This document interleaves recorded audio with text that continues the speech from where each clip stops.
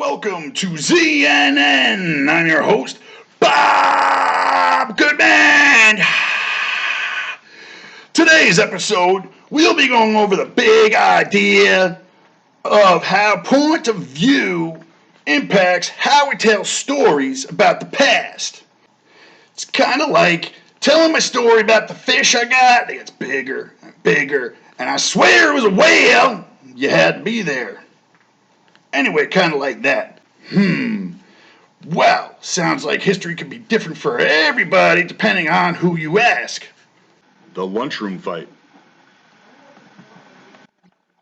Hi guys, Mr. Zawolik here. We're going to kick off the year for my history course by asking a simple question. What is history? What is it? And how does someone's point of view impact that story? Because that's all history is. It's his story. Think about it. Is her story different than his? Got something there, and that's what we're going to be discussing today. All right, so how does point of view affect the histories of two people involved in the lunchroom fight? All right, folks, here's a situation. Imagine you're the principal of a school and you just found out there was a fight in the lunchroom. You've asked many students and teachers who witnessed a fight about what they saw so you can evaluate who caused the fight. Unfortunately, you've received many different accounts that disagree about who started the fight, who was involved, and when it started. Why would there be so many different accounts of the fight? Who should the principal interview to try and figure out what happened during the fight and who started it? And what questions would you ask interviewees if you were the principal? So what is history exactly? History is simple. It's an account of the past constructed from evidence. This account of the past differs based on the author's point of view. It literally is a story, and it really depends who's writing that story. Now, in order for history to be recorded and be reliable, you need evidence that can back up that history. So evidence, super important in this class, information that can be used for a specific purpose. You're going to hear me talk about evidence all year. Point of view, we're going to be hearing each other's point of view all year, and we might not always agree, but that's what's great about this class. So a point of view is an opinion, a claim. Everybody's allowed to have one. A person's point of view can be shaped by evidence, life experience, and motives, race, ethnicity, nationality, class, ideas, gender, and other factors.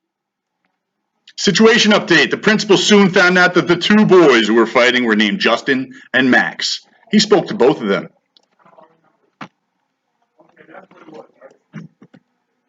These statements from Justin and Max are their personal histories of the lunchroom fight. Justin, that kid started it, Max. I was just standing in line waiting to pay for my food, and he shoved me super hard, and for no reason. He just freaked out on me. I don't even know the kid, and he's been weird to me ever since I started going to this school. He and his friends glare at me in English class for no reason. This is Max's account. Max, that kid is a psycho. He turned around and punched me out of nowhere. Me and my friends were just standing in line, just joking around, and he turned around and punched me for no reason. He's messed up and creepy. Ask anybody.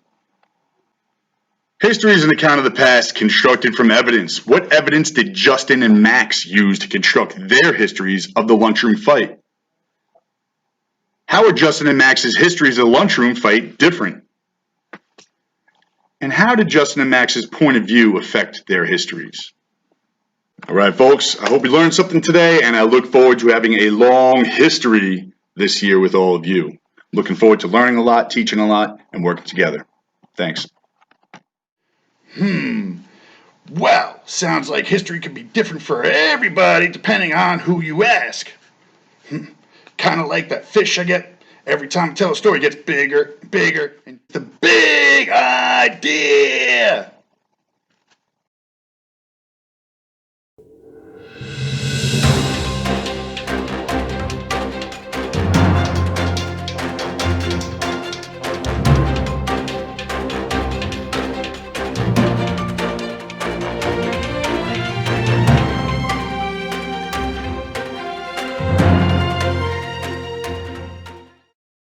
The big idea.